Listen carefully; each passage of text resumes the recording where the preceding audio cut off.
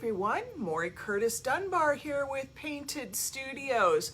Merry Christmas. It is the 22nd of December. We are closing in on Christmas at lightning speed, so I'm giving you a little special present today.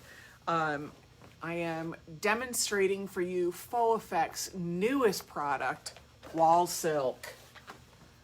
You've probably seen the ads on Facebook. If you're a Faux Effects fan, you have seen the short video doing it. Well, I got my Wall Silk kit yesterday, the day before, and just haven't had a chance to play with it, so I've got it out and ready to work with today. And I am going to demonstrate two different ways to apply it. The basic application that is suggested by the company, and then we're going to play with it a little bit differently. And of course, because I can't leave anything on its own. Now I'm sitting here in front of my board, so you can see we're set up. This is a polystyrene board. This is a board that we carry. Oh yes, Carrie, I'm glad you're excited. I'm demoing this. So this is a very new product, and most people don't have their hands on it yet. Now it is available from Faux Effects now, but it is brand new out. So we're gonna cover all of it. I'm sitting down so you can see what I've got going in the background. This is a polystyrene board. We have primed it with white set coat. It's been taped off and mounted to my easel so we can do the basic application. And then we'll cover how it works differently if we do other things to it. So, whoops, damn, that was a good catch. I almost dropped it. You guys know I'm Butterfingers. So this is what the product looks like in the jar. And if you look close, there's little specks of stuff that look bluish, and that adds to the texture and the look of it to make it look fabric-y. Now the application, the basic application, let me kick my stool out of the way so I don't kill myself falling over, and I have all my tools every which way as usual, so you're gonna have to be patient. Now, if I was smart, I'd put this in a pan, but because I'm just doing one board, I'm not gonna be smart. I've got a slightly dampened roller, and the video that you saw it demoed on, another video, you might have seen it with a longer roller than this. This is short, but you can use it, they make longer ones, but for small furniture like I do, I just like the 4-inch. Now I'm taking it and I'm just sort of smearing it because, I don't have it properly loaded on my roller. And I'm going to take it and I'm going to roll it all over.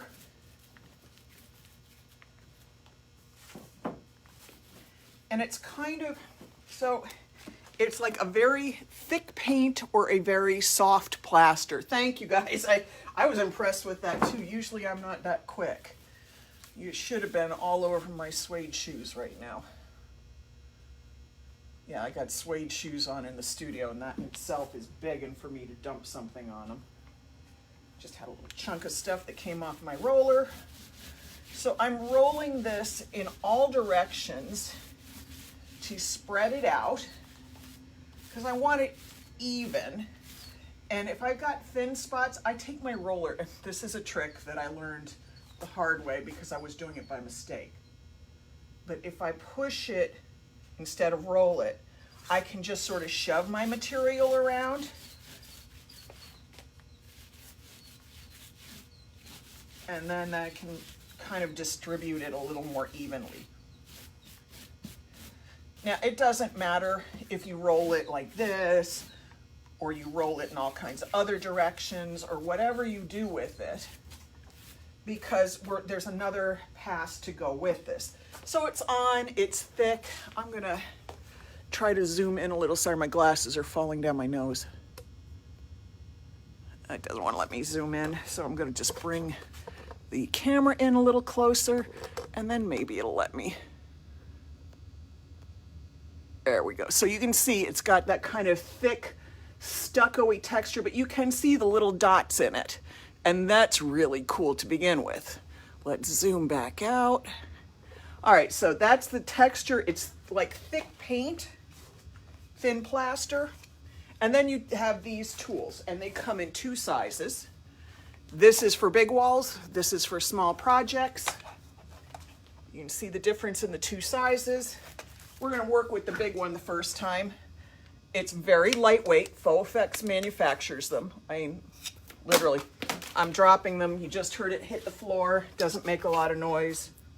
I used this earlier, so I just want to make sure there's no water in it. And we're pulling it horizontally. Now, of course, you can do it vertically, and you can come back in other directions. And if, as you see, I'm stopping dead in the middle, and you're not getting a single lap line odd mark. And you can come back and work it. You can stop it in the middle. You get this wonderful slubby texture. Let me zoom in again. Of course, it's not letting me zoom right now. There we go. So we get this beautiful slubby silk texture. And when I say slubs, that's what these little blobs are. In fabric, they're called slubs, and specifically slubs from slub silk. And I've never said that word that many times in 5 minutes. So we're going to pull that back out. So that one, then you let it dry at least overnight. It cannot be left to get sticky. Pull that down. Pull that down. And we're going to set this board to the side while I try not to trip over the cords, because I'm so good at that. So we're going to also talk about tinting it. Now, that is the original formulation, and there's a slight metallic sheen to it, so you get this beautiful look of silk. Now, sometimes you want a little color, and I'm going very soft colored on this. This is Set Coat Coral. It's sort of a pinky peachy color, and I pre-tinted some of my product with a little Set Coat red and a little Set Coat yellow to get me sort of a peachy, corally kind of color. It's definitely darker than this, but I didn't want to add any white because I didn't want to take the chance of messing with the metallic sheen on the product. So I'm just taking some on my roller again. Like I said, on a job, in a real process, you want to put this in a roller pan. You don't want to do it the way I'm doing it. This is just for demonstrating. And so I'm demonstrating bad technique. Don't do what I'm doing. Go and put it in a rolling pan. Make your life easier. And we're just rolling it all over. And if you hear a little squeaky chirping sound, that's me with the easel on the table. It kind of, the movement of the rolling tends to make it squeak a little. Okay, so now I've got a generous coating. And again, I can see those little speckles that I showed you before. I'm going to show it to you again close up, so you can see what the speckles look like. So again, this is all rolled on, and these little dots in here, those aren't mistakes. Those are aggregate in the material. How often would you suggest cleaning as you're doing the room? I'm going to be honest. If I was doing a room like this, I'd have 2 or 3 of the trowels, so that when I got, especially if it was a big room, I had a long vertical pass, or I had a lot of them. Horizontal passes, or I had a lot of them. So I can throw one in the bucket and just keep moving. Having at least 2 trowels, 2 of the tools on hand is very helpful. Where did I put the other one? Here it is. Okay, so we're going to use a smaller one this time. And so you can do a couple kind of cool things here. So I've already created my vertical text, or I got my verticals. It's like left and right. I can't get either one of those right today. So I've got my horizontal texture. And then I can come back in and go lightly on a vertical.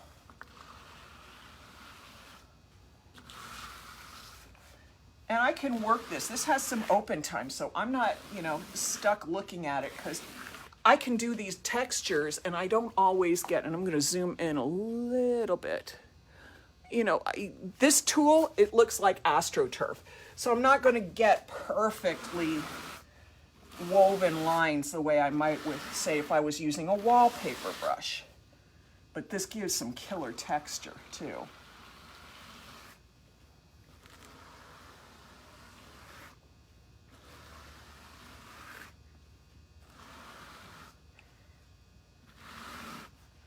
And I can come back and forth and enhance this so that I have almost a basket weave texture going now.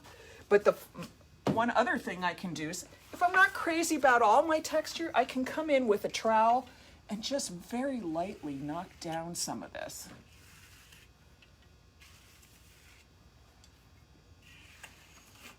And that in itself gives a really pretty texture. So we're getting some highs and lows, and that will dry and you'll have sort of a really pretty metallic-y, almost linen weave because I've knocked this down a bit. And when I say knocking down, for those not familiar with the terms, knocking down means I'm taking a trowel and running it lightly over the high spots so that it's a little softer and a little less defined. So I'm going to take that off there. We're going to set this to the side. Let it dry. All right, so now, of course, through the magic of video, and let me go back out. Oh, it's not wanting to let me go back out. There we go. Through the magic of video, otherwise known as preparation, I have dry boards that I did earlier today. They have been drying in a heater for hours and hours and hours, which allows me to do what you can't do on a job site, which is do this in one day. You really need to let this dry at least overnight because this is a soft material. So if it doesn't dry well, it's going to be gummy when you try to do the next coat. Alrighty, got that on here. And where's my product? Hang on just a second. I got to move everything. I left my thing over here.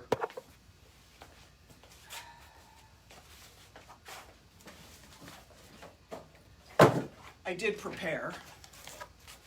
I have a rolling pan and I have another little roll, or actually that's not what I was going to do. No wonder I couldn't find what I was looking for. All right, here I come back. Ah, shoot. Everything's left in the wrong place. Darn it. Sorry about that, everybody. Ooh, sliding back through. You're getting close up of my nose. All right, so then once this is done, it's beautiful like this, but we like to seal it with our Faux Effects Shimmer Coat. Now this is a glazing medium, not quite as long open time as our regular glazes. And it's a brand new jar, so this is exactly what it looks like when you get it. It's sort of pearly. Get a nice pearly look to it. And you can just roll this on if you're working on a big surface, or like I'm doing right now, I'm just taking a little chip cloth brush and brushing this all over it. And this will add a subtle fabric-like wall silk shimmer. And this is just going to be so beautiful when it dries. Now, of course, I don't have it dry with the wall silk on it. I just opened this stuff this morning, and I literally just opened the wall silk now. And it's got this beautiful microfine sheen of shimmer in here. Think of like a shimmery eyeshadow or a shimmery metallic-y. For those familiar with it, think of Jennifer's Ferguson's metallic paste. It has that rich shimmer to it as opposed to being sparkly. It's shimmery. So this is going to dry and we're going to have a soft shimmer like an eyeshadow shimmer. It's going to be gorgeous. Gorgeous. So I'm going to take that over here. Okay, we have one last board. And this is our final one. This is the dry version of the coral one that I just did. Now, you can see that it's dried. There's a low, beautiful shimmer to this, but now we need to do the shimmer coat. I can put the shimmer coat on just like I did the other one, or I can tint it a little. I think I will take a little colorant. And what am I going to add on into here? This is really just going to be for showing it on camera, so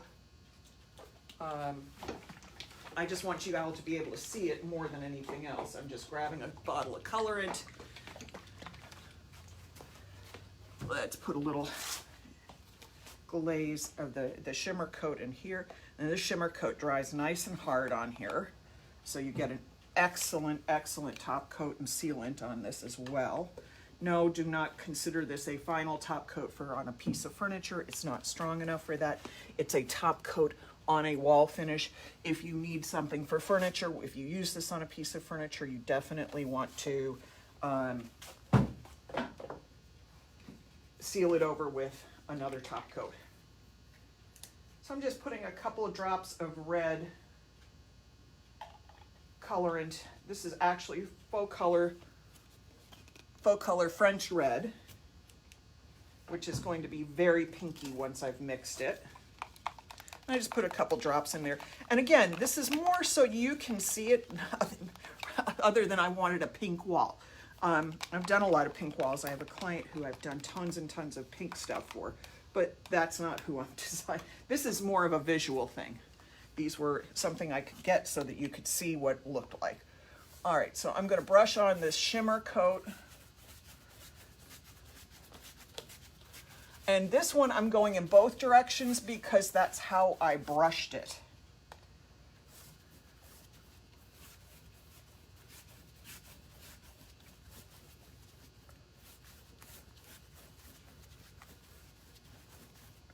This product really is this easy to use. Now this is my first my first effort to apply it. I'm thinking I could probably trowel it through stencils and run the brush through it. I could do all kinds of beautiful textury finishes with it, as long as I don't try to build it up thick, because it will not like that. It's a soft material, meaning it doesn't dry granite hard. It dries feeling like fabric. So there is a little bit of a soft texture to it. So now I've brushed that on, and boy did I make it pink. So I can come back if I put too much on with some of my cheesecloth and pounce it back down. Now again, you're not going to see the full effect of this while it's wet because it's just going to look shiny. The shimmer, we have to wait for the shimmer coat to dry to get that full shimmery effect from it.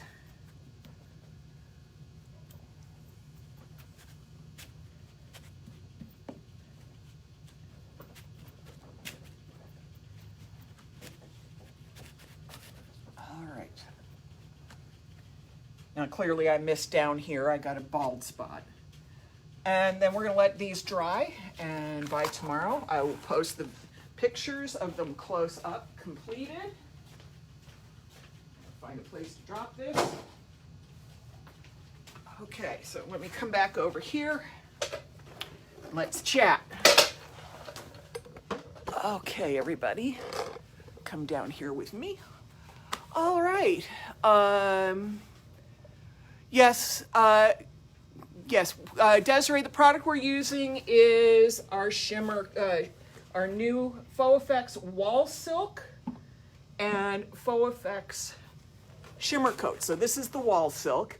It is a lovely, creamy, somewhere between paint and plaster product. It's got little flecks of black and blue fibers in here that increase the look of it to be looking like fabric. When it's done, it's gorgeous to work with, very easy. Again, water-based, so user-friendly, easy to clean up. Let me come back here, see if I missed any questions. I think I answered Carrie's question about how often I suggest cleaning the tool.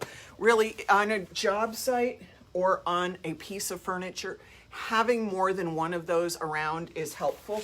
The other thing you can do, and I'm gonna be mad at myself for doing this, but if my tool gets all gunked up, I keep a towel floating around too, but you can also even come back on the wall and just go offload the product and then brush across it and keep using it. And I just put a little bit of crud on my easel. Not that I really care, I can clean that off. But that's, you unload those tools before you wash them. You whack them down either onto a towel or onto the surface that you're using because it releases a ton of product. I mean, look at how thick this is. So you've got a lot of texture. You get product that builds up all the way down here. You want to knock it out instead of throwing it away by washing it down the drain. So that is an important tip. I've used those on jobs. I've had other ones that are not. Listen, if you're a wall person, this is going to make you so happy, because I've done these kind of jobs with other materials and smaller ones of these kinds of trowels. Nearly killed me. This is nice. Plus, you can actually, if you can build it, you can build yourself a little bit of a frame. I know some people, when they do wall work, are very good at having like a guideline that doesn't sit on the wall. So you can set yourself guidelines and just run it across them that way. It'll make it very nice straight. But I personally, I don't ever like things that straight. I like a little imperfection because that's what hand painted looks like. All right, let's come back and see if I've missed anything else. And hi everybody. If I've missed saying hi to you, I know that I'm coming back and reading it. I appreciate the fact that you all enjoyed my save, because darn, that was a miracle. I should have had it all in my shoes. Okay.